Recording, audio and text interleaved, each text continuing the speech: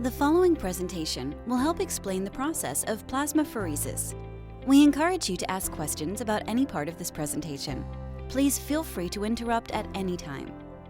Blood is made up of white cells, red cells, and plasma. Plasmapheresis allows the collection of plasma without permanently taking red or white cells. It is essential to be properly hydrated before and after every donation. Alcoholic and caffeinated drinks dehydrate. Refrain from their use before and after every donation. It is important to eat a filling meal before you donate. Fully automated and computerized, equipped with safety sensors and monitors, draws about 300 milliliters of blood, which is mixed with anticoagulant. Blood is spun inside machine, which will cause it to separate into plasma and blood cells. Plasma is kept in a pooling bottle, and cells are returned to you. Step 1. Area around the needle site is cleaned with an iodine solution. Step 2. The needle stick is performed. Red cells are drawn and returned through the same needle. Step 3. Phlebotomist programs the machine to draw the proper amount of plasma. The machine then automatically draws and returns the proper amount of blood. A sodium chloride solution, saline, will be administered intravenously after donation is completed. If for some reason saline cannot be administered, you will be provided at minimum 250 milliliters of oral electrolytes. Step 4. Machine will beep when finished. The needle will be removed and a sterile dressing is placed over the site. You may donate no more than 2 times in 7 days. You must have 1 calendar day between those donations. Donating in excess is hazardous and will result in permanent deferral. It is important that you remain alert during the whole donation process. Refrain from sleeping. Use of handheld electronic devices are okay as long as devices are not a distraction to staff or other donors. Donors are not allowed to film or photograph while donating. Notify staff of any discomfort during donation. Remember, questions are appreciated at any time. Do not touch the machine at any time. Touching the machine will result in permanent rejection. This is for your own safety. Thank you for cooperating. Reasons for rejection. 1. Your protein or hematocrit levels may be out of range. 2. Your blood pressure or pulse may be out of range. 3. Due to complications, we may not be able to return your blood. In this case, you will be deferred from donating for 8 weeks in order to regenerate your red blood cells. Possible reactions. 1. Pain when the needle is inserted. 2. Dizziness. 3. Fainting. 4. Nausea or vomiting. 5. Convulsions. Allergic reactions. 1. Flushing hives, rash at needle site. 2. Abdominal cramps. 3.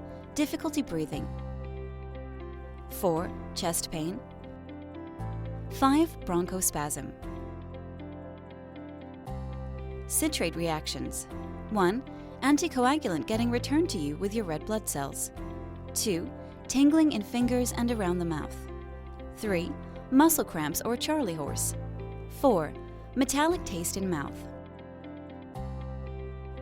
Leave on for at least 2 hours. Do not touch the needle site. Keep the area clean. Do not wash for at least 2 hours. Do not reuse bandage if it falls off. Always use a new dressing. Report back to us any problems you may have after donation. After returning home, if you experience any of the following within the next 3 days, contact the center. 1. Fever flu symptoms. 2. Cold cough. 3. Sore throat. 4. Any signs of illness. Blood tests performed includes HIV 1-2 Combi antibody test, HIV PCR, Hepatitis B, Hepatitis C, Hepatitis C PCR, RPR, syphilis, SPE, protein levels. Other tests are required. Blood test rejections. SPE, protein test. Deferred from donating until a repeat sample can be drawn and in-range results are found. After 2 repeats, permanent rejection. HIV 1-2 Combi antibody test, HIV PCR, Hepatitis B, Hepatitis C, HIV PCR, and HCV PCR. You will be permanently rejected from donation. You will be informed in a confidential manner. Your name will be placed on the appropriate deferral lists.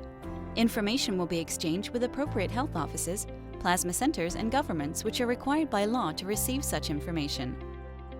False positive, possible with HIV 1-2 combi antibody test, hepatitis B, and hepatitis C blood tests. Preliminary test indicates that your blood is positive for antibodies of that virus. Confirmatory test indicates your blood is negative for antibodies of that virus. Same rejection rules apply, even though you really do not have the virus. False negative, possible with HIV 1-2 combi antibody test, hepatitis B, and hepatitis C blood tests. Test indicates that your blood is negative for any antibodies of that virus.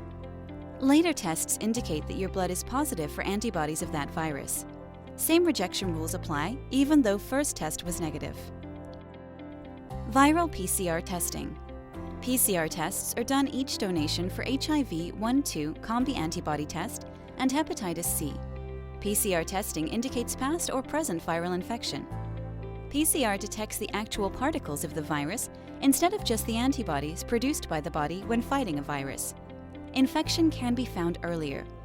Highly sensitive, but for screening only. It helps ensure the safety of our donors, protects our final product. Viral PCR tests positive. Because this test is so sensitive, consider yourself capable of infecting others. Same rejection rules apply. For public safety, you should never attempt to donate whole blood, plasma, or human body tissue. You may refuse to participate in the donor program at any time. Do you have any questions? Do you want to donate? Thank you for your time.